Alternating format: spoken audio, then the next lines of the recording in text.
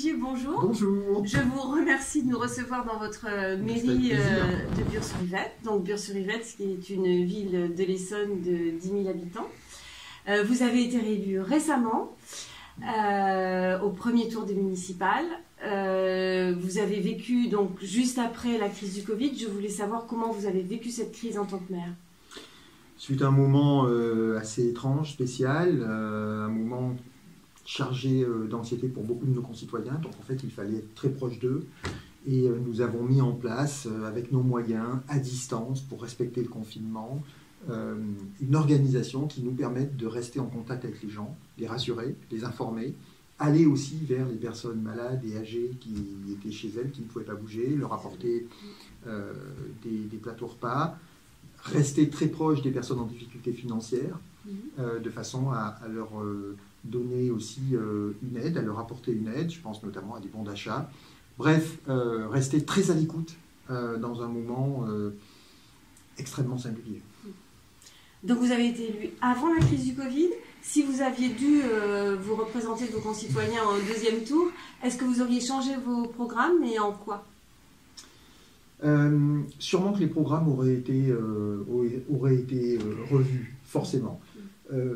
Tout simplement parce que, d'un point de vue financier, les collectivités locales qui nous subventionnent, nous les villes, on sait qu'elles vont rencontrer des difficultés financières dans les 2-3 prochaines années. Et forcément, les possibilités de financement vont être moindres pour ces collectivités locales. Je pense au département, je pense à la région, même la communauté d'agglomération dans laquelle nous sommes, Paris-Saclay, aura moins de capacité. Donc je pense que ça nous aurait obligés à revoir à la baisse nos projets d'investissement pour les 6 ans qui viennent. Et puis, il y a un besoin forcément de réinterroger les gens, de leur parler à nouveau. Donc la France a déploré 30 000 décès pendant la crise du Covid. C'est donc une crise sanitaire qui a complètement perturbé l'organisation de notre pays. Cependant, chaque année, nous déplorons 160 000 décès juste du cancer. Et d'autre part, nous avons pu constater que les causes de comorbidité qui ont été l'obésité, l'hypertension, sont aussi des maladies de civilisation. Donc en fait, déjà avant le Covid, nous étions face à une crise sanitaire muette. Et vous, Jean-François Vigier, vous en étiez déjà conscient, puisque vous aviez signé la charte des villes et territoires sans perturbateurs endocriniens. Pouvez-vous nous expliquer justement quelles sont les actions concrètes que vous avez déjà mis en place ou que vous allez mettre en place pendant votre prochain mandat? Oui, effectivement, ces enjeux maintenant sont prégnants. Donc, on avait également signé le pacte Urgence Climat, auquel nous avons adhéré. J'avais pris un arrêté à l'automne dernier interdisant l'utilisation du glyphosate sur la commune. Et nous allons organiser le premier week-end de novembre les assises de la transition à Bures.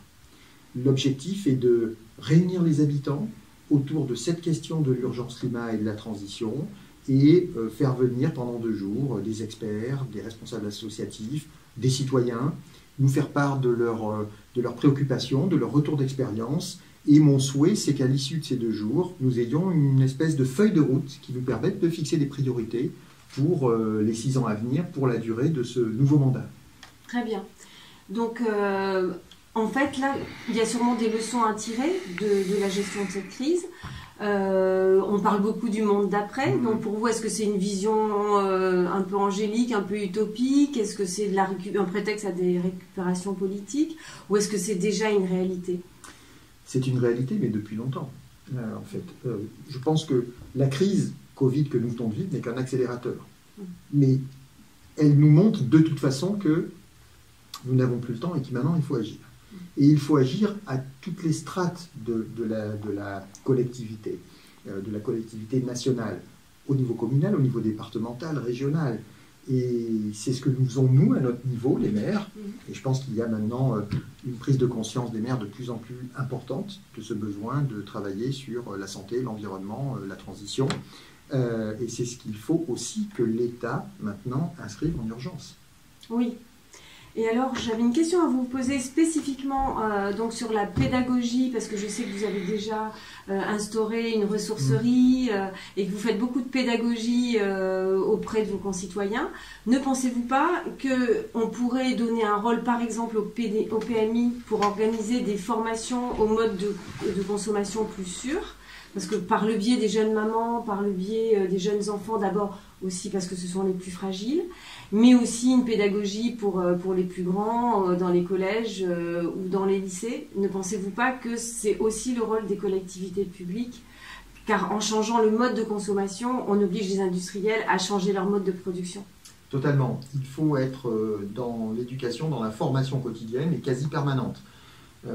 À Bure, nous avons ouvert la Maison de l'écologie et de la transition il y a maintenant une petite année. Plusieurs associations se partagent l'espace de cette maison et organisent des ateliers toute l'année. Le SIOM fait des actions dans les écoles avec les enfants. Nous organisons les tritous. Ce sont des espèces de récompenses que nous donnons aux enfants. Et beaucoup de classes y participent pour les sensibiliser au tri, à la collecte. Je crois aussi que les PMI, évidemment, pourraient jouer un rôle dans la formation, dans la sensibilisation. Je crois beaucoup, moi, à la qualité de l'éducation, en plus dès le plus jeune âge. L'enfant, on sait, est une éponge, il apprend vite, il apprend tout.